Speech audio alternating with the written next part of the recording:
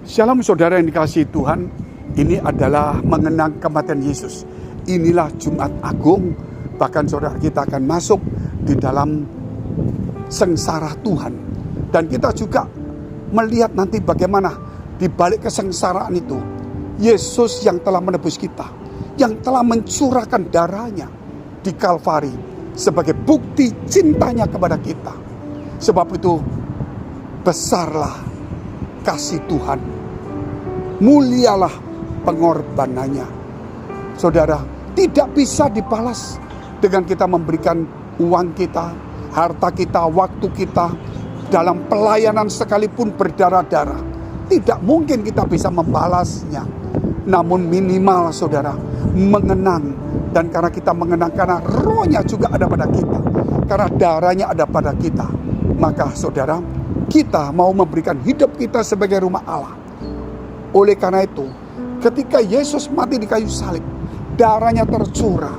Itulah membuka pintu surga yang dikatakan ketika Adam dan Hawa jatuh dalam dosa, maka dikatakan mereka diusir keluar supaya mereka tidak memakan buah kehidupan, supaya dosa mereka jangan kekal.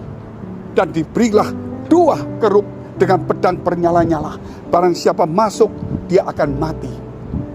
Sebab itu Yesus harus mati, karena dia harus masuk mengambil buah kehidupan itu.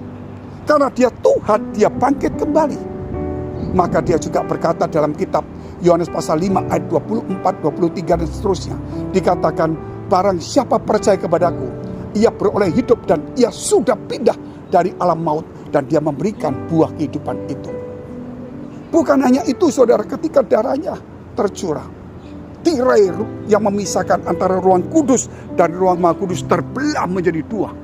Sehingga saat itu dikatakan bahwa Tuhan tidak ada di tempat itu, dan tidak bisa hanya imam besar yang datang ke tempat itu, walaupun ada percikan darah, karena Yesus belum mati dan mencurahkan darahnya.